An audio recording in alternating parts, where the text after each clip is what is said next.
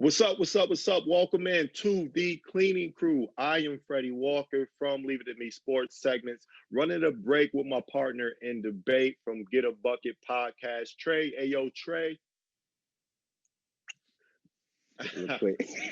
What it do, baby? Hey, man, listen. This is about to be a spicy episode. Definitely. There's a lot that has happened. I mean, there's always a lot that happens in the sports world, specifically the NBA, man. There's always something to talk about. I can't wait to get into it. But let's start off with just some things from the previous week or so that caught our eyes. For me, CJ McCullough with one of the craziest moves ever to end the game, cross spin, dribble cross, step back, I believe over Fred VanVleet. Dropped a nice 30 piece. My man Melo put about 20 of them things in as well to win by a point. As Spicy P missed this one of his two potential game winners during that stretch. So that was nasty. Two, my man LaMelo becoming the youngest player to ever record a triple-double. He's out there cooking and booking for the Hornets. And then lastly, my man L. Jack from the NFL, Lamar Jackson, big trust. He finally got his first playoff win against the Tennessee Titans and did it in great fashion. So those are three things for me. What about for yourself, bro? You trifling. I ain't know we were talking about football. You trifling. Hey, man. Trifling. Hey. We had a whole combo. He ain't say nothing. It's cool. Whatever. My three things, basketball related, like we discussed. All right. I got a basketball one. I got a basketball one. No, you already said it. You already said it. It's over. It's done. You're done. All right. So I got Zion's athleticism. Believe it or not, I got this from Richard Jefferson. Shout out to you, RJ. But Zion has not been as forceful, from an athletic standpoint as we've known and love him to be. So I want to see if that's because is that planned or is there an injury in place, or is he just out of shape? And if he's out of shape, then that's 2 times that's occurred. So I want to see if that happens. I want to see what happened in there. Then also Joel stepping up. Joel Embiid, I'm sorry, gotta give respect to my man because he is arguably the best center in the game, and he dropped 45 points. No slouch. He's no slouch. So I think you got to give credit to Joel. And I want to see if that actually transitions. For me personally, I'm gonna just say this right now. He's my MVP favorite. Sorry. Now, that's another story for another day. And then third and finally, Chris Middleton. Ladies and gentlemen, I'm not going to say I'm the president of the Chris Middleton is not a real all-star fan club. Oh, I must be the vice president. Okay. Yeah, I like it. No, I said I'm not the president, so you can have that role. Okay. But I will say I am part of the team. So the way he's playing right now, if he continues this, I might fall off the squad. But he's put up a lot of reasons for me not to be off that squad. Last year too, though, man. He did. Outdoors, man. Yeah. And I said the same thing. But those are my three options. Those are my three picks. I like it.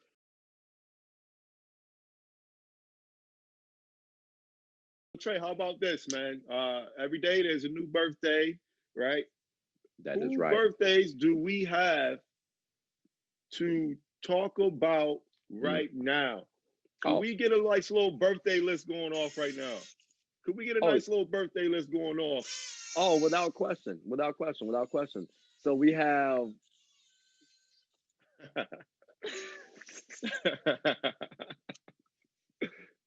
So we got for birthday, brother.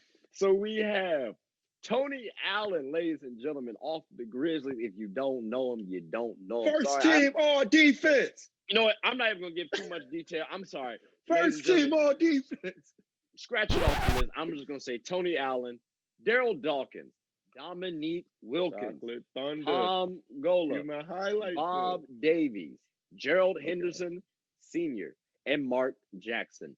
Those are my 7 names. And again, all of these players are well decorated in the NBA's career. So you have a couple champions out there. You have a couple defensive player of the years, or not candidates at least, like quality defenders, all-stars, Hall of Famers, whatever case may be. That's what the happy birthday segment's about. So, just wanted to shout you guys out. Okay. No disrespect to everybody else, but Wait. Oh no, I was just doing my segment. I was doing my part. No, wait. You can talk. You can talk. You can talk about it. Go ahead. Well, no. I just want to make sure we do this properly, right? We got to do this properly, okay? Just for about a couple of seconds, right? We got to make sure we get this proper, okay? So when we're giving these people their birthday shout outs, because TA is my dog, Tony Allen's my dog, right? So of course, I think you look like him. properly.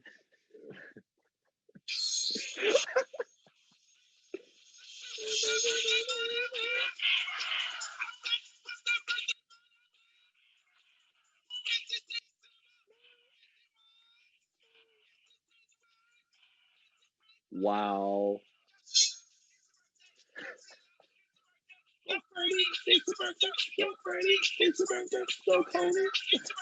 All right, enough of that.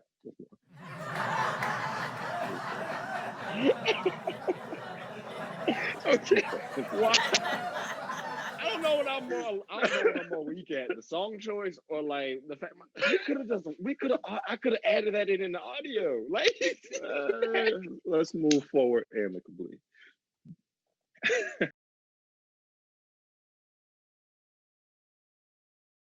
For the first topic, man, right. So I don't know if you've been watching, ladies and gentlemen, but the NBA rookies have actually been doing not too bad.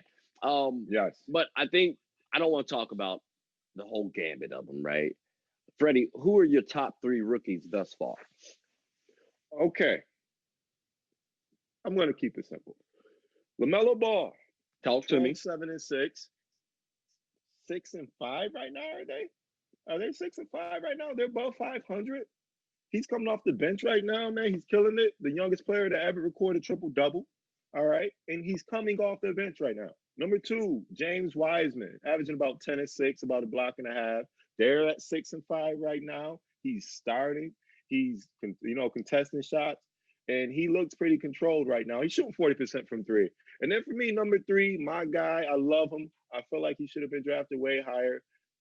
Tyrese Halliburton. He's about, 12? I wrote his numbers down, 12, 2, and 5. But this is what impresses me the most.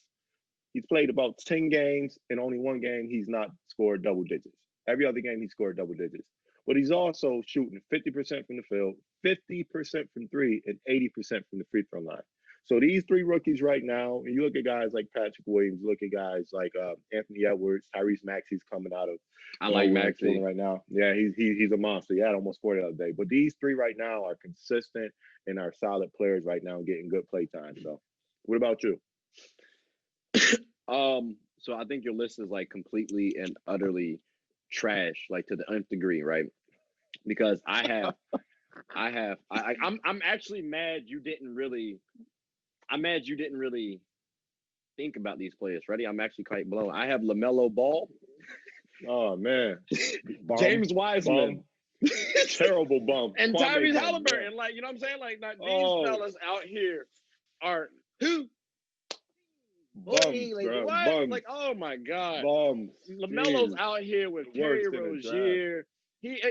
Devontae Graham, and you know what? You might actually want to trade Devontae Graham or make him off the bench. Like, to be honest with you, you know what I'm saying? Like, you got Gordon Hayward, and we're still talking about LaMelo Ball, youngest player to record a triple-double in the history of the NBA. Like, bro, the man already 10 games in, 10, 11 games Exactly. Like, that is wild. Then James Wiseman, he's fit in well with the Warriors. We were talking. He get a little outside himself sometimes, trying to go coast to coast. I like it, big fella. Trying to look like Barkley, trying to look like Shaq in rookie year, right? Yeah, but like that slow it down just yet. Slow it down. You got other players who can do that KG. better. Yeah, like get your niche right and then expand your game a little bit more. But outside of that, I mean, he's looked like a rookie should, and he's been well on that. He's played well for that team. Like he had some big games, yeah. Exactly, especially on the defense end. I like him too. So, and then Tyrese Halliburton, that's your man. Like, I give him credit. Like, you brought his name up before I do. I give credit where credit's due. So, yeah, Tyrese, I like his shot. I like he's scrappy. I like the energy. I do think it might be tough as to who I want to keep now. Like, do I want to keep De'Aaron Fox? Do I want to keep Buddy Hield? Or do I want to keep Tyrese Halliburton? Obviously, you keep Tyrese because he's the younger player, but Bradley Beal is 28, 29. Buddy Hield. Yes. Yeah, I was saying like Buddy Hield, like he plays well. You know, he's arguably your best player. Then you have De'Aaron Fox. They're all guards. And in his rookie year, for me, Tyrese is already saying, "Hey, I'm one of you guys." And they're no slouches at all. Like they're fringe all-stars for me right now. So to say that as a rookie, oh, you're a top 3. You said Tyrese Halliburton, fringe yes, all-star? sir. Yes, sir. No. I said Buddy Hield on the lower spectrum of that, and then De'Aaron Fox like on the higher. You know, like so you know how like there's a basement. Like underneath the basement is where you're gonna put Buddy. If you told me the basement or the basement, if the basement had a basement, you can take Buddy. Look, Buddy can shoot the ball real well. He can score. He can shoot. He can shoot. If he made the All-Star list, I'd be right. Like I would be whoa, but it wouldn't completely catch me by surprise. Yeah, facts. It would catch me by.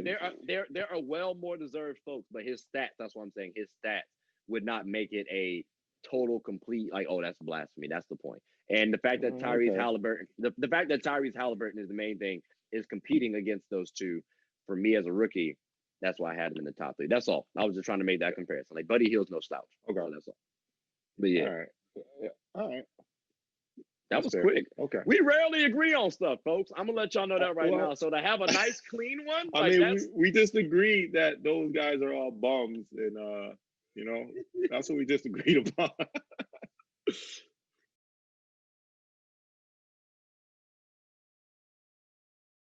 Fair enough. Let's move on to fair enough. I have a couple of past instances over the past couple of weeks. I want to see if you consider these to be fair enough. Starting with LaMelo Ball, 76ers versus the Charlotte Hornets. LaMelo is guarding Ben Simmons. Try to pull the old veteran move on defense and bait him into a charge. He flops. I mean, he gets a little contact, but he flops. Right. About a day later, the NBA hits him with a warning. Next time, I believe, will be a fine. Is it fair or not? So, in terms of the flop call, like the fine? Yeah, in terms of that, because I've seen more egregious flops. Right. Yeah. So is it fair or not? Because it's just a warning? It is. I think it's fair because it's just a warning. And they have also tried to cut down on flops. So, I mean, it's not like the first time that they've tried to fine somebody because of a flop. So I think it is fair. I mean, you got to set the precedent early. You got to, nip it in the bud. Why not do it to a rookie who's well decorated like LaMelo Ball? Okay, that's fair. Next, I have Phoenix versus the Wizards.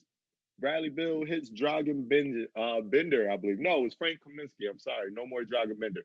Frank Kaminsky with the behind the back tween cross step back and pulls up a nasty jump shot.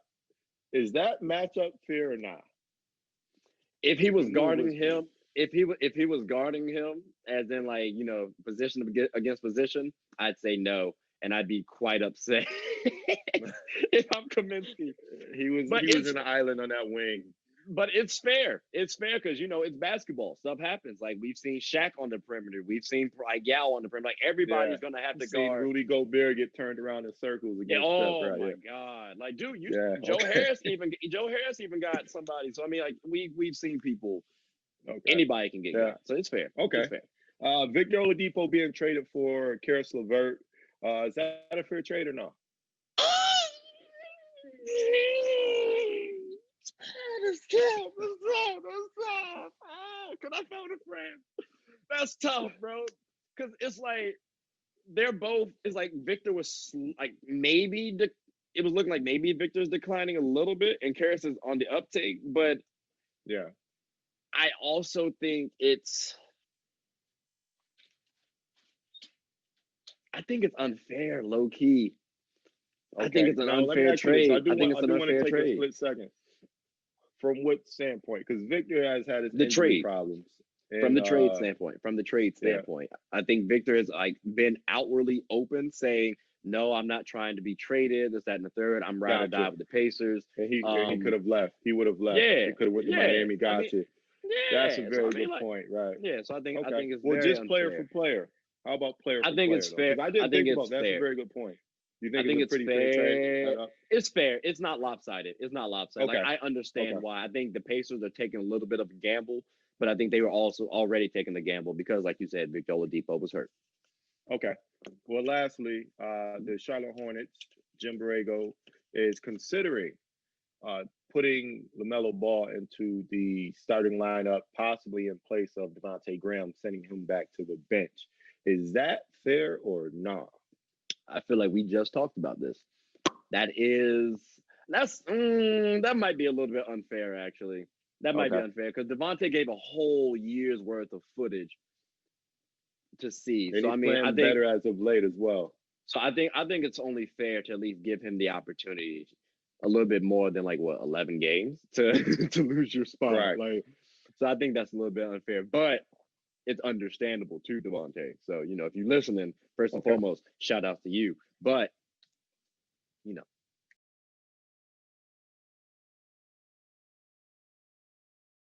Well, how about this? Let's switch it up a little bit. Take it to football. Okay. What you got for us? Let's take it to football. First and foremost, bro, can we shout out Alabama for winning? You can shout out Roll Alabama. Tide. I didn't watch it. I didn't watch it. So I watched it. I didn't watch it. Like it was on, but it wasn't on. So Right. the whole thing was on. Likewise. Yeah, but I had other games watching. I was, what I'm saying, like Okay. 2K was They on. smoked me. Yep. Yeah. Oh, it seemed like maybe Ohio State was going to catch up, but then when I turned back around like 30 minutes later, they were up by But like they 50. but that was on a bun with some other condiments, right? Yeah, that like That catch up my was God, on a that bun with was some other condiments. That's the only yeah, catch that was about. that was bad. That was bad. Now, that was bad. The one thing I did catch from that game was the one receiver who just broke his ankle and came back to play. And everybody was like, no, don't let this guy go out there. Don't let him play. He played. I don't know how well he did. But yeah. Are you talking about Devontae Smith? No. Oh, okay. No. This was another one of their guys. Supposedly they have like 3 first-round receivers on that team. But no, this was a guy who screwed his ankle up, and I feel bad I don't remember his name. But that's the one thing I kept seeing pop up, whether if it was on my phone just from updates or just I kept looking and you can see subtitles and stuff. But that was one of the things. So yeah, besides that, I didn't watch it. But let's give them a shout out. I mean, they're always winning. It's like whatever. Right. It's almost like wins. UConn. It's almost like UConn. Yeah. But how about now? How about on around Bama wins? Whatever. It's part of everyday life now. True. Now I was gonna say like now how about because it sounds like we both didn't really watch the game too much, so I just wanted to do a shout out. Gotcha. Now my question for you is this though: for the NFL, right? For the NFL, you can throw in other positions if you want to, but I think this one's going to be geared towards the quarterbacks. Okay. Who's going to have the biggest legacy impact if they win? If they win, meaning winning the Super Bowl. Right? Winning the Super Bowl, correct. So out of the players left, the teams left, which players are going to be okay? For me, it's easy. Now, I think this can impact pretty much all of the others to an extent, and some of them to a great extent. But for this one specific person being named Aaron Rodgers, he has to win this year. Now, mind you, he's my favorite player. I've always gave him a break for not making it to the Super Bowl because usually his teams are getting smoked by they're giving up 30 points plus. They can't stop the run. They can't stop the pass. His defense is always trash when it needs him to be great. And he hasn't always played amazingly, but I've always gave him that excuse. He's never really had a complete team. Even in the beginning of this year, they were saying they didn't have a complete team. Now they have the second best record in the league. They had a bye week. He's possibly going to be an MVP. And we're looking at him as an all-time great, bro. Right? An all-time great. We already call him the greatest thrower of the football, one of the all-time great quarterbacks, but we can't put him up into that stratosphere, right? He hasn't even made another Super Bowl yet. It's been about 10 years since he's won. He hasn't even made another Super Bowl yet. Last time he was at 1 seed, had a bye week, they lost the first game they played, I believe, against the Giants. So there is a lot on the line for his legacy. I think if he gets there and more importantly wins, then that's just going to put him, because it's the only argument for him. If he had 2 or 3 rings, we'd probably call him the greatest quarterback ever, even above Brady. But he doesn't have 2 or 3, right? I think he'll need 3 to be that, but him getting 2 puts him with Peyton Manning, Elway, and the Montana kind of. Well, not even Peyton Manning and Elway more so. So I think Aaron Rodgers definitely needs to win this. I don't think this ring will do any more for any other player than it would for Aaron Rodgers. How about you? Interesting. Okay. I can understand why you say Aaron Rodgers. I kind of want to go with Drew Brees. And the reason why I say Drew Brees is this. Like Aaron Rodgers, actually, it's one Super Bowl. He keeps getting injured. When you think about his teams, they're good. They don't, for whatever reason, they just don't get there. Like whether it's a call or a mess or just a bad game or whatever, they just don't. So now it's like, oh, you're great in the regular season. Are you a choker though? So for me, Drew Brees is hella accurate. Like if you want to think about it, like I remember seeing commercials where like man was throwing the ball from like the 25-yard line and hitting something small with a football. And it's just like just like the accuracy is there. And it's like he's supposed to be one of these great quarterbacks. When you think of Tom Brady and Ben Roethlisberger and Peyton Manning, you have to also include Drew Brees. So for Drew Brees, well, all those other quarterbacks also have a couple of rings. And if you really want to cement yourself, with that class, you have to win a Super Bowl. And he doesn't have that many years left because he's older than Rodgers. Like this could be his last year. Well, he's over 40, right? And well, to your point, he didn't even want to come back this year. They had to beg him to even play again this year. He was done. So absolutely, that's a good point. So this is his last. This is his last chip. And Aaron Rodgers, like you just stated, he has that excuse. Well, they never had a good team. Drew Brees done had Michael Thomas the last how long? Like, bro, come on, champ. I can't name one wide receiver that was Michael Thomas-esque for Aaron Rodgers. I can't. Now you have Devontae Adams, who's arguably. So that's again one of the reasons why I said AR this year, because this year. But you're absolutely right. Aaron Rodgers hasn't had a Michael Thomas most times going into the play. Absolutely. So Drew Brees is. I'm looking at Drew Brees like, fella, you might be considered overrated now if you don't win another one. That's spice. Yeah. So that's why I say that. Yep. So it's very similar. Him and Aaron Rodgers are in the same similar scenario, except I think Drew Brees has blown more games in the playoffs than Yeah. So absolutely. And then, like I said, he's on his way out. Aaron Rodgers 37. I think Brees is about 41. So he has a couple more years. Worst case scenario if he doesn't win it. But Drew Brees, like I said, it's maybe his last chance. So that's a very good one too. He was actually my number 2, and then Brady was my number 3 because we need to find out if he's that guy without Bill Belichick. But I think he is though. I think he is, because think about it. He went. That's another story for another day. Yeah, we can bookmark that. We can bookmark that one. We can bookmark that one because I have a lot to say about that. So let's bookmark that one. Exactly. Now, how about the best matchup? Going forward, like in terms of the Super Bowl? Yeah. So for me, it is easily and undoubtedly Aaron Rodgers versus Pat Mahomes. Okay. Now, one, you have the 2 lead MVP candidates going head up, right? If they both get there. Now, they both have a couple things to overcome before they get there. Now, the Chiefs ain't gonna have as easy as the pass as they think they're gonna have, because if they beat Browns, who have great defense, then and a great run game that control, and then you got to go play Lamar Jackson or Buffalo. Then you got to go and play Lamar Jackson or Buffalo. So. So in the Aaron Rodgers side, you got to play against the Rams defense and run game, and then you have to play against possibly the Saints or Tampa, who actually beat them. I think that Tampa loss is an aberration, but still, they're still there. And Brady in the playoff is an animal. So, but if they get there, you have again the 2 MVP candidates. You have the 2 greatest stars of the football ever, right? We can say the 2 greatest quarterback talents ever, if you want to just talk about overall skill Right, and ability. right. We get you. Yep. We have arguably, well, this has been the argument the whole year. Who's the greatest receiver in the NFL right now? And it's between Devontae Adams and Tyreek Hill. So you have that battle going on, which will be fun. And just two of the most high-powered offenses, most excited teams, the two number one seeds in the NFL this year. And we've never seen Aaron Rodgers versus Pat Mahomes yet. So that would be so fire, man. I'm looking forward to that. Okay. What about you? Okay. First and foremost, I'm gonna give a shout out to Stephon Diggs because he's in that discussion as well as one of the best receivers. I ain't gonna slight you, big fella. So again, if you watching this show for starters, hey, appreciate it.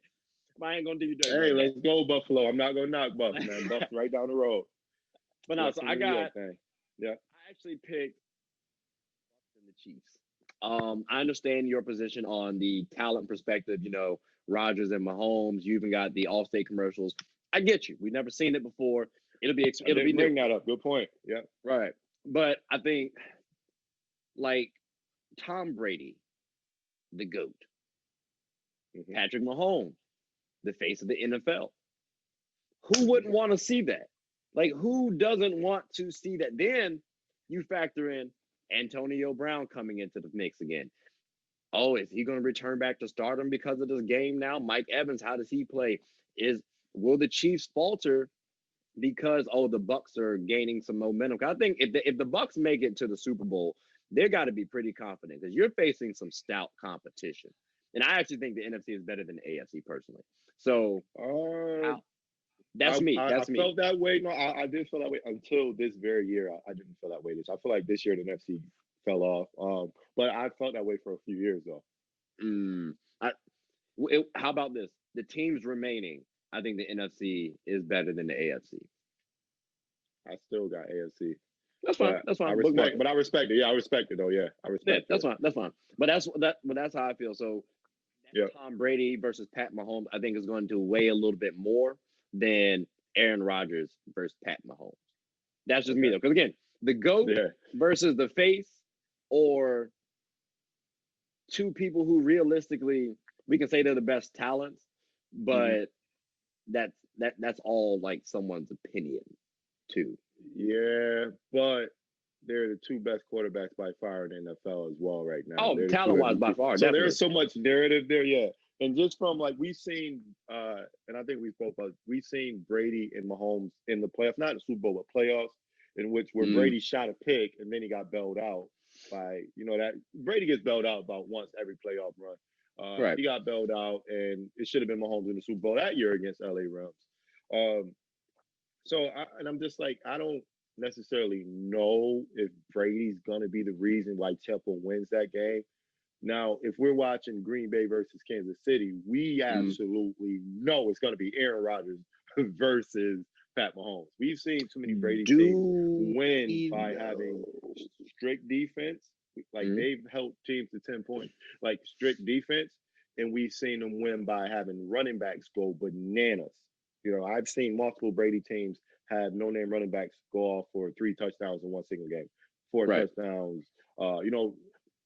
So we know Brady, and it's no knock to Brady because Brady does what he needs to do to get the job done. So if we need to run the ball here, boom, let's do it. If I need to dink and dunk here, I'm going to do it. If I need to play air it out to catch up, I'm going to do it. If we need to let the defense win this game for us, we're going to do it. Cool. But with Aaron Rodgers and Patrick Mahomes, it's going to be those two. So you don't have any other thing to work. It's going to be these two slinging it out. That's what the game, and that's going to be what people really want to see. We should put a poll up for that. I think that'd be very cool if we put a poll up for that. As far as like just 5, what would be the most exciting Super Bowl match? Those would be 2 of the top 5 easily. So I like that. I think we should do that. So we'll bookmark that too. We'll bookmark it then. We'll bookmark it then.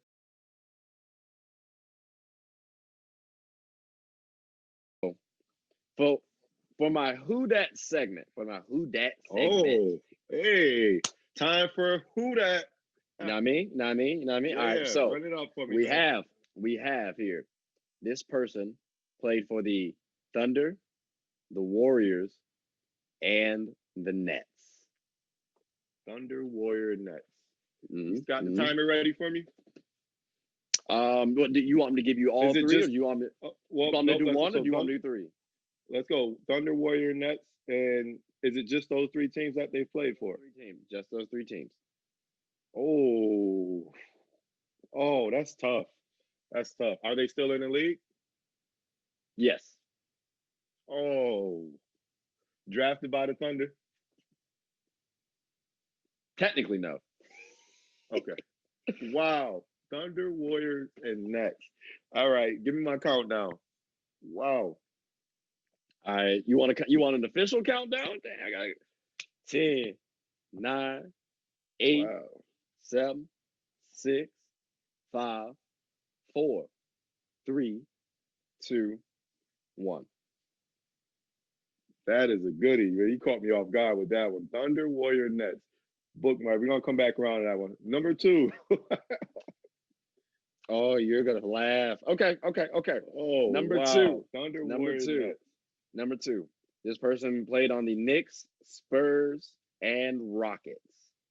And I'll help you out too. Knicks, Spurs, Rockets, and he's a little bit of an old head. A little bit of an old Knicks, head. Spurs, Rockets, a little bit of an old head. Knicks, Spurs, like 80s, Rockets. 90s, 90s. Oh, okay. Knicks, Spurs, Rockets. Okay. Knicks, Spurs, Rockets, 80s, 90s. Huh. Give me your countdown. 10, 9, 8, 7, 6, 5, 4, Wow. 3, 2, Wow. 1. I'm 0 for 2 right now. It'd be like that. Right. It'd be like that sometimes. Wow. Okay, that's cool. So the next one, he was the 9th pick, attended Arizona, NBA career, 12-point per game score with 5 rebounds and 4 assists to boot, and a 3-time NBA champion. And a 3-time NBA champion. 9th pick, Arizona, 12, 5, and 4. 3-time NBA champion. Wow. I had it, then I didn't have it. Wow. Andre Iguodala. That's it. Oh, I know. I'm mad because the first 2, it's the first 2 I'm having. Whoa. Let me do this. So I'm just gonna throw this out there for the Knicks, Spurs, and I may be wrong. Rockets. Malik Rose? No. Okay. All right. You want me to tell you all 3? One. Or you? Last one. No. Devin Brown.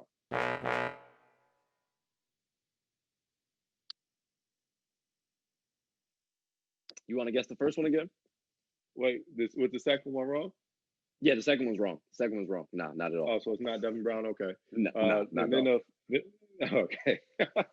And then so the first one again, you said played for the Thunder, the Warriors, and the Nets. And they're no longer in the NBA. No, they are in the NBA. Oh, okay. Thunders, Warriors, Nets. Still in the NBA. What position? What do you mean? Okay. I try to sneak something out. Hey, look, I try to, you know what I'm saying? I'm trying to see Thunders, Warriors, and Nets. Who played for the Thunders, Warriors, and Nets? That means that they're, so,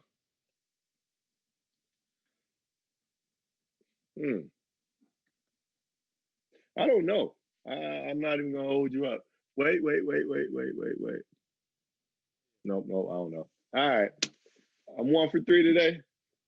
Yep. So we have, ladies and gentlemen, we have Kevin Durant. Oh my God.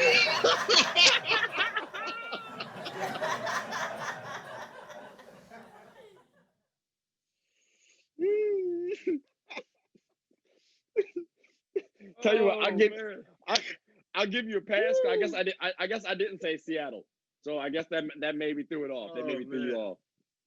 I'm gonna use that excuse. You know, I'm just gonna use that excuse. I'm gonna use it. And then we had Charlie. You could have said Seattle. Ooh, That's fire. I wasn't gonna think it's Charlie Ward. Wow. So wow, Charlie Ward, good one. Hey, fun fact about Charlie Ward. Fun fact: two-sport athlete, Florida State, was a Heisman football player. So I actually didn't know that. Yeah, fun fact. Fire because I used to have a basketball card. It was a half basketball card, half football. But I was a Knicks fan too, so. But yeah, I figured Charlie Ward. I low-key thought you were going to guess Heisman quarterback. Heisman quarterback. No, bro, I never thought about the Rockets. It would have never dawned on me. Really, not even the Rockets. It's the Spurs part that got me. True. But yeah, Heisman quarterback, Charlie Ward, went to get more money playing in the NBA. I mean, granted, as a quarterback, probably could have made some chicken, but whatever, whatever. He's doing well. All right, so man, you got me on those, man. I would never in my life go 1 for 3 again, man. That's bad, wow. I mean, granted, that could be a lot of players. Yeah, it could be exactly. A lot of players, it's harder than it looks. It's harder than it looks. Yeah.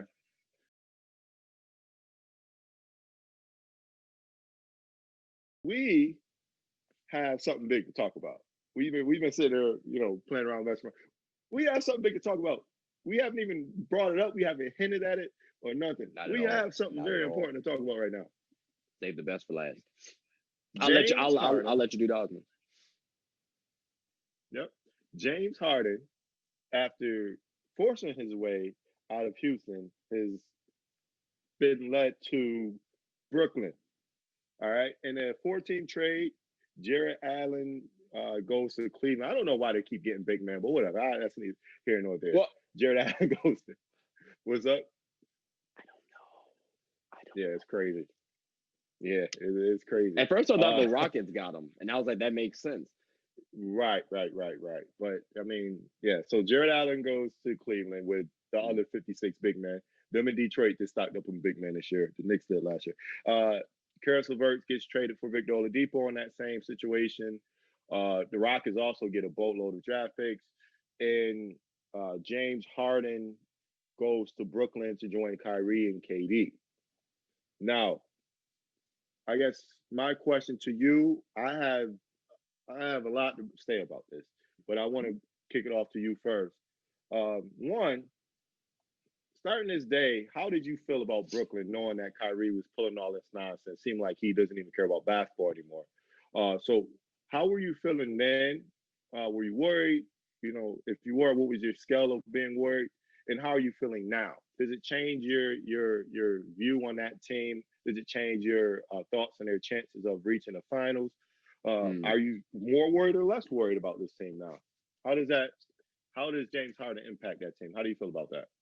So for me, I was at about a 3 earlier today, right? Okay. Maybe even a 2, because it's still early in the season. So Kyrie having this little antic thing, I'm noting it, but I'm also realizing it's early. So that's why it's at a 2. We're doing this still past the All-Star break. All right, I might want to try to trade Kyrie or see what I can do with this situation because I'm not trying to work with this no more. But I'm at a 2. When James Harden got there, it went up for me, actually. I was a little bit more worried, but it's only one more extra point. It's only one extra point, right? So the reason, do you want me to tell why, or do you want me to state my rating? We got to hear this. Okay. Seen this coming. So we got to hear this. So I'm a little bit more worried only because they lost a little bit of depth. So, for example, I like Jarrett Allen. And Mitchell Robinson because they're lengthy defenders. They can block. And I think Jarrett Allen was coming into his own finally. And also, he was starting, if I'm not mistaken. So losing that and couple that with losing Taurean Prince to the Cavs, which I actually like that addition for the Cavs, low key. But is that what Taurean went to the Cavaliers? Yeah, him and Allen went to the Cavs, and then Karis went to the Pacers. So those 3 players were pretty pivotal. And I think they had a good situation going. So a little bit of the depth worries me. And then Harden coming in, weighing about 375. And like Kyrie not being there, how is that all going to gel well? And a big thing too, can Kyrie handle a third option? because realistically, KD damn sure should not be one. James Harden has been MVP candidate for like half a decade. So you got your 1 and 2 option. Kyrie, if I'm you, fella, I'm about to go out there and hoop. But if not, then that's another hit to their guard play, and that's big too, because you can take what happens if James Harden gets injured or in foul trouble? Like, you need that punch coming back with Kyrie. So that's why for me, if it's more of a cohesion thing, I think their chances of winning the championship went up though, like significantly. Like they're my favorites. So everything went up for me, my worry and my predictions. But that's my reason why. It should fit. High risk, high reward. Yep. Okay. How about yourself? Okay. So for me, starting this day, and I mean, this is a conversation we've had since the beginning of the year. I told you this is going to be one of the most fun teams to watch.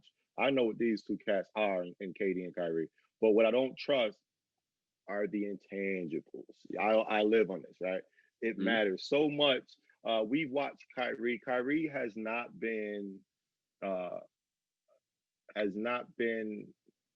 pleasant teammate since he's left Cleveland. He left Cleveland in a terrible fashion, went to Boston and tried to take over things there, bro. How could you not get along with Jason Tatum and Jaylen Brown? Come on, man. Imagine they could have been cocky. They could have been cocky young forwards coming up. He should have. I just don't know. Because you know why though? You know why?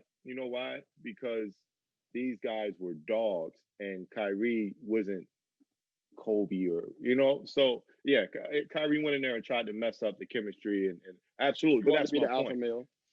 Hey, for no reason. He could have went in there and fit in seamless, right? It wasn't about him being a leader. It was about him trying to be Kobe and Bron in that atmosphere where that's not Brad Stevens. You know about him at Butler, right? And he built that college style, tough nose, blue collar type of environment in there. And you had these two budding stars. Kyrie was trying to low bro them. No. So you've seen it there. He gets hurt, they got better. The chemistry is better as well. He goes to Brooklyn and he tries to bring that same energy in there. He gets hurt, they get better to make the playoff. Karis LeVert drops 50. The rest is history. So we've seen repetitive things from Kyrie. So when I saw him, and that was the one thing coming to the season, I'm like, I don't think Brooklyn's going to make it to the finals. They have depth. They are scary to watch. One, they don't play any defense. And two, I just don't think they have that guy at the end of the game that's going to really put people where they need to be. And then lastly, who's going to take the final shots? Kyrie is not letting KD do that right now. So it was just a lot of questions I had. When I saw this, I'm like, okay, Kyrie doesn't give a damn about anything. My concern was an 8. My concern was an 8 because KD just came off Achilles injury. Right. That's a big deal. And now he's having to overwork just to keep them in playoff contention right now. Yeah. And you lost Spencer Dinwiddie. And so it's like, okay, what are you doing? You guys the reason why KD is here is because Kyrie is here. And just even Kyrie bringing up the Steve Nash, we don't need a coach thing. And he's just been doing and saying too much stuff that's messing with the chemistry of the locker room. He messed up Brooklyn's locker room last year. Like, it's like, dude, come in and play basketball. So I'm up here at 8. Now, after this trade happens, and I'm like, that's going to be so much fun to watch, bro. That's going to be so much fun to watch. Now, my worry go from an 8 to a 3, right? Okay. And then it went back up to about a 6. Here's why. You hit it right in the head. They lost Jared Allen. Jared Allen's been playing amazing. He made Rudy Gobert look like he pretty much, after Shaq said what he said, Jared Allen came out there and embarrassed him. And Rudy Gobert ain't been the same ever since, right? Jared Allen is a very valuable piece. He's very young. DeAndre Jordan is still effective, and he's very close with Kyrie and KD, which is why they kept him probably instead of Jared Allen. And gave him the 10 Jared Allen's only like 22. Yeah. So DeAndre Jordan's a liability. You even watch the Clippers when they had all those snipers, JJ, Jamal, the backup point guys, one after another behind Chris Paul, Matt Barnes. They brought in all these guys to be gunners, but late in the game, they still were getting hurt because DeAndre Jordan couldn't make free throws. That's going to be a problem. DeAndre Jordan is not a guy you can toss the ball to in the post to post up and get you a bucket. That's going to be a problem because in the playoffs, you need a guy to post up. You can't play KD at the 5 for so long, especially coming off Achilles injury. He's paper thin. Like it's not good for his health and his overall career to be posting him up that often. Having him bang inside. So I think them losing their depth. Torian Prince played the four for them sometimes. Karis LeVert was a great fitting piece with those two guys. You mess with your chemistry, you mess with your depth. Now you're top heavy as shit, as Brown would say, with Kyrie, James Harden. You got Joe Harris still, you got KD, you got DeAndre Jordan. From there, you got TLC, who's we don't know what they expect of him. So he's playing good now, but Jeff Green, but when it matters. So I think they'll be fine through the regular season. Even if Kyrie goes AWOL again, James Harden and KD should be able to get you 50 wins or close to it and get you a pretty good seed. I think it's going to come more so playoff time when you're playing up against Embiid, or when you're playing in Miami, or when you're playing up against Indiana, who is a surprise. I didn't even have them making the playoffs, man. Look out. And then Milwaukee, I think, will beat them in a 7-game series. So I'm looking at it from that standpoint. I didn't have them making the final this year anyways. I believe their team looks better initially, but this is nothing close to a Golden State Warrior design team that had KD on it. So I'm right now at a 6. I do think he helps them record-wise, but not when it comes to reaching our ultimate goal. So it's tough. Because you think MVP candidate, James Harden, MVP candidate, and Kevin Durant. James Harden coming there means KD doesn't have to overexert himself. Like, you're absolutely correct. He's been hooping.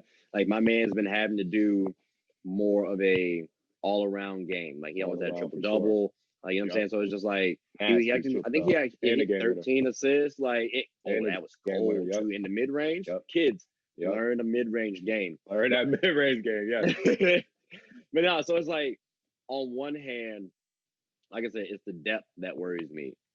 But like low-key too, those two offensive juggernauts, adding Kyrie, adding Joe Harris. Like, Joe Harris is a top 5 shooter in the league for me. He was the best three-point shooter last year. Yeah. So it's like, by far, you package that up. All I need is one decent mobile big. All I need is just to get me over the hump. Like, just to get me, because KD's elite and Harden is. So you don't need like I would trust Kevin Durant and James Harden over any other duo. Maybe if you said LeBron James and AD, all right, cool, I understand that. But outside of that duo, you could try to argue PG and Kawhi, but not after last year. So I mean, it's going to be tough for me to see a Joel Embiid and Ben Simmons usurp that. So I think they can get it over. And KD's going to have. I think there's 3 things that will give Philly the advantage. One is coaching. Doc Rivers and his coaching staff, I think, will coach circles around a never reaching NBA Finals D'Antoni, a first-year Steve Nash, and a Ime Udoka, who I love as an assistant on their staff. I love that addition. I believe Doc, and I think, who does Doc have over there? Sam Cassell or Chauncey? Who's over there with Doc? He brought somebody over there. Chauncey's on the Clippers, I think. Sam is... Okay, so he has Cassell with him. He has Sam with him. Sam's on the 76ers then. So, yeah. Okay, so he has Sam with him. And I'm sure he probably has a couple other over there that I haven't even checked into yet, familiar names. But so the coaching standpoint. 2, Philly has depth, bro. They have depth and size. And they have the most nobody can guard Joel Embiid, right? That's going to be a problem. They have an offensive post game. I think with the exception of Golden State, because of the level that they shot the ball is unmatched. Nobody's going to do that. You need a post game. You need somebody who can get you go on that post and can dominate when the games get slowed down. Because outside shots, we saw Houston do this. 27 consecutive missed threes. Like, that happens. And then what you're going to do when the game slowed down. So I think from that standpoint, I think Philly has the defense. I think they have the shooting now in the inside game and the right coach to beat Brooklyn. Brooklyn has the shooting for sure, the high-powered offense for sure, but there's only one basketball. and two of those guys aren't great moving without the basketball.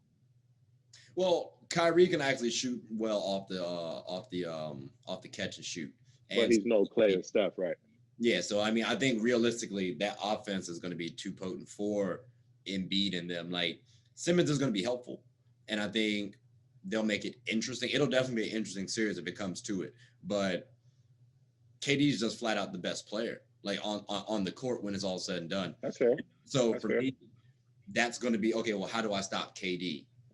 Okay. I got a reason. I got something for that too. Okay. Yep. But like, all right, Ben Simmons. Okay, cool. That might slow him down, but that's not going to stop him. But got you. That's a Facts. Next, Absolutely. the next best player is James Harden. Like, so it's like, all right, well, how are you going to stop him? Because your next best, your next best guard is Seth Curry. He's getting cooked. So what are you going to throw Tobias Harris on him? Then who is Seth guard? It's just like they're going to maybe Seth can guard what's it called? I just said the boy's name, Joe Harris. But there's always going to be a mismatch, which means now I feel like the 76ers are going to be reacting to the Nets as opposed to like setting the tone. That's not winning basketball. I don't see Doc is doing that. What I just want to point out is you remember Miami 2010, 2011? The best player on the court was LeBron. The second best player was D Wade. Then there was Dirk Nowitzki, and Dallas came out at victory. So that's not always. You're absolutely right about what you're saying about James Harden and KD will be the best player. But I think you don't have an answer for Joel Embiid still.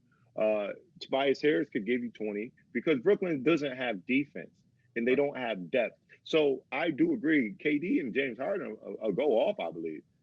Or at least one of them. But there's one basketball. Kyrie doesn't move without the basketball as much as he would, especially when now they're being three. And I'm not gonna say high usage from KD, but still, KD, you want the ball in KD hands, right? And Harden, for sure, he only knows how to play one way since he's left OKC. So it's going to be interesting just to see that rhythm in a half court set and play off the game slows down. You're in a half court set game.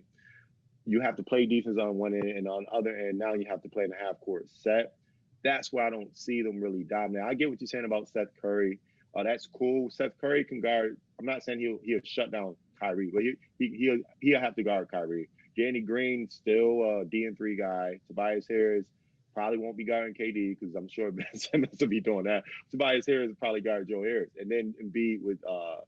So they don't match up. I think it won't be as much of a mismatch as we would expect it to because of the other pieces of they have on defense. But then you think Tyrese Maxey, you think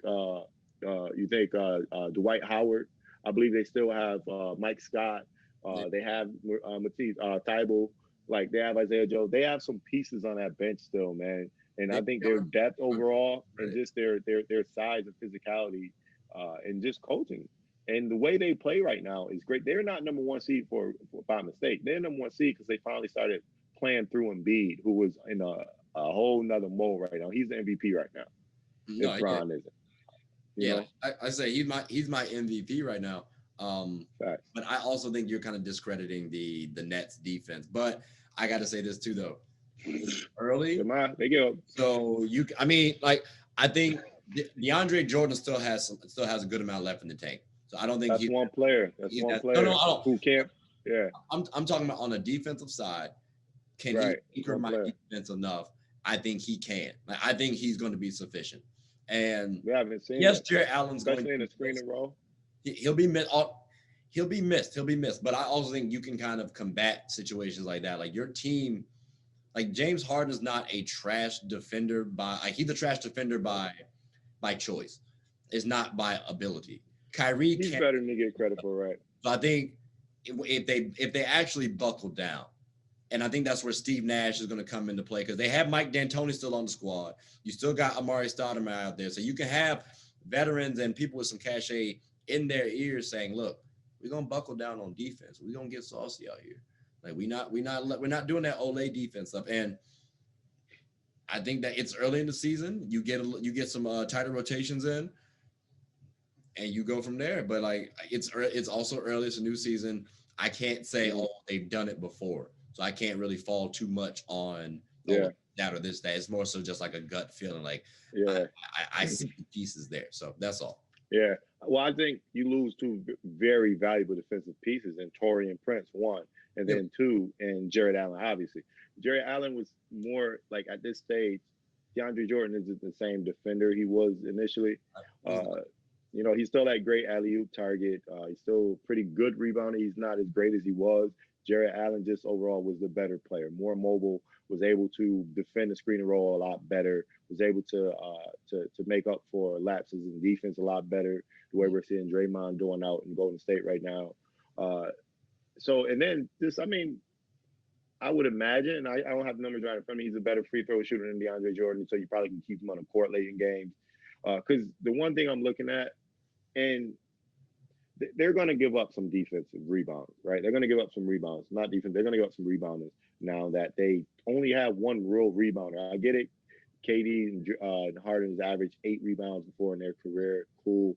But come on, I'm talking about a team like Joel Embiid, Ben Simmons, and those are rebounders. Danny Green had 10 rebounds yesterday. You don't really see that. But so I'm just thinking about a collective team. Dwight Howard coming in on that too. Collective team. Golden State is up to Golden State. Brooklyn's top heavy. Again, they're going to be fun to watch. But in the grand scheme of basketball and winning basketball and just making it through a long season with these players who are very weird and awkward and, you know, just going these random having these random fits, and players keep saying that they don't want to play with James Harden because he doesn't know how to adjust his game. It's going to be interesting to see them make all that work. 3 of those guys on the perimeter, and sharing the basketball, man. You think James Harden shooting 22 shots a game, Kyrie shooting 19 shots, KD shooting 17. You figure that's about 60 shots right there between 3 players. So, and granted, you ain't really got nobody else to get the ball to anyway, because your depth is gone. So, yeah, I mean, it can work. I'm not saying it won't, but I'll put about 2 or 3 teams ahead of them in the East right now. Okay. I just seen the success by the Rockets, even though they lost last year, the success by the Rockets with that small ball lineup. Factor that in with a KD, with a DeAndre, the pick and roll games, the pick and pop games, the moving without the ball, and the fact that I understand the rebounding aspect would be an issue. But I've seen another team be able to do it, and they have arguably taller players now. So like meaning last year. Yeah, I'm sorry. I don't want to cut. You've seen another team do it. Yeah, like meaning last year's Rockets. Team where you reference. Okay. I'm talking like meaning last year's Rockets. They were competitive. I think before COVID hit, it looked like they were actually shifting into a new gear. They might have been a little more competitive than what they were. But I mean, they still won a game. They were competitive against the Lakers, and if they had taller players, I think you would have. Like they had a little bit more help on the rebounding side, it would have been not as lopsided. So when you factor in that package deal where you have with the James Harden, Kyrie, and KD, I think that might be able to help make up that difference they were missing last year. But again, you mean the rebounding and that offensive as well. I think that'll help make up. I get what you're saying. Yeah, I just think the usage of James Harden and Kyrie and KD is gonna make it tough to play that same style as Houston. Right. But we also have never seen that work until Golden State, who was a special case because of the shooting there. But I got you. Exactly. Yeah, got I think you. we both agree that it'll be interesting to watch. I think we both. Right, for sure. I'm excited to see them. I'm hoping they. I'll get into that in a second, actually. So I'll bring it back over to you. No, I was saying like that was. Yeah, I ain't have anything else on that one. Okay. Got you. Okay. So it sounds like you're more optimistic about them than I am. You said they still have a chance to make the finals. I don't think they're going to make the finals. Just too many things working against them. Gotcha. Okay. Bookmark moment. I promise you, that finals one is a bookmark moment. That's okay. Good. Okay. I'll tell you what. Now I do want to say this before. If they do not make it to the finals this year, oh my Lord! Between Harden forcing his way to Brooklyn and they fell, Harden is KD. If KD is who you want to say he is and who we think he is the second greatest player in the world. Or you call him the first best player in the world. I call him the second best player in the world. If he is that guy and he does not make it to the finals this year, oh my God. If we already, I mean, Oh my goodness. This has nothing to do with coaching. This has nothing to do with Steve Nash. It's Kyrie said they don't need Steve Nash. Kyrie all, said they don't need Steve Nash even before they had Harden. Let all me find out these dudes don't make it to the NBA Finals this year. I can't wait. If Giannis or Embiid or Miami knocking the boys out or Indiana knocking the boys out, beware. Don't hide on me. It's all Jan. It's all Steve Nash's fault if that happens. It's all Steve Nash's fault. And Amari Stoudemire too. It's D'Antoni fault. And D'Antoni, everybody's fault. Whole coaching staff. All right, man. Fair enough.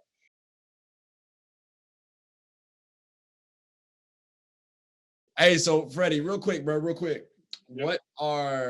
Give me 3 things that you wanna look forward to for like the upcoming week. Okay, well, mines are all based around sports matchups.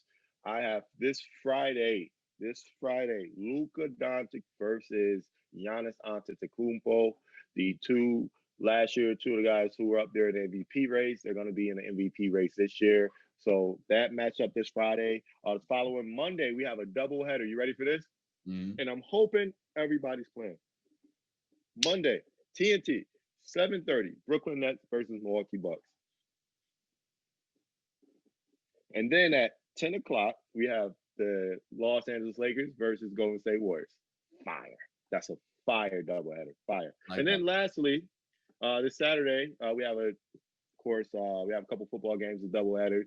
The Rams versus Green Bay Packers. My Green Bay Packers, the MVP, Aaron Rodgers, it is, that bad man. AR, is what we call him. Rodgers. 4:35, tune in. We're about to go back to the NFC Championship, hopefully get to the Super Bowl.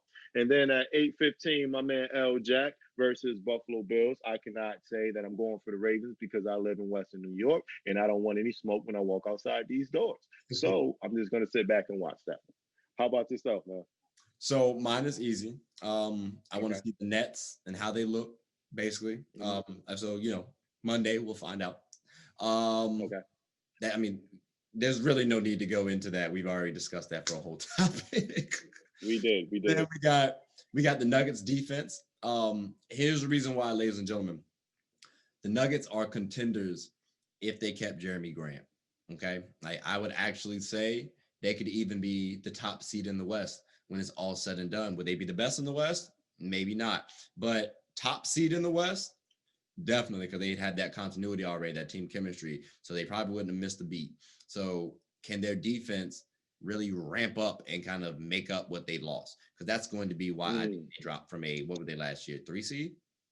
They were 3 or 4, because Clippers were 2, so they were 3 or 4. 3. Yeah, they were 3. So that's why I have to drop them from a 3 seed to a 7. And then my third and final one. And then my third and final one. The Rockets' energy and execution. Because realistically, bro, they brought in Victor Oladipo, and they kept their team, plus brought in some pieces, like some picks and whatnot. Listen, I'm gonna put you on the game real quick. That's amazing right there. They're going to be better now than they would have been with Harden. Whether Harden was fully tapped in or not. Well, even whether he was fully tapped in or not. The basketball is going to move more. John Wall, Victor Oladipo, those 2 hyperactive players. And their defense. Great defense, great perimeter defense now. Man, that team is going to be better without James Harden. Exactly. And they still have forwards out there to throw at the Brons and the KDs and the Hardens and whatnot. So, I mean, I still have them as a 5 seed, and low key they could go up. I have them as a 5 seed as well. Correct. I do have them as a 5 seed, and that was whether if he stayed there or not, James Harden. So that's coming if he left, it was going to depend on who they brought in. But yeah. I mean, just like I said, Christian Wood, probably most improved player of the year. We'll wait and see how he finishes off. Let's see.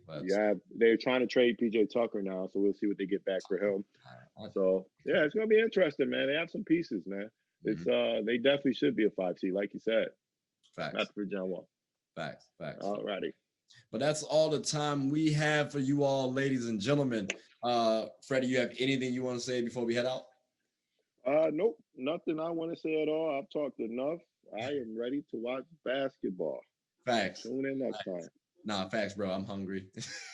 And I missed a couple texts. Facts on wax. Same. All right, y'all. Appreciate y'all for tuning in. That is get the Jesus. What are we? The cleaning crew. We are the cleaning crew. Tune in next time. All right. Hope y'all have a wonderful one. All right. Peace out.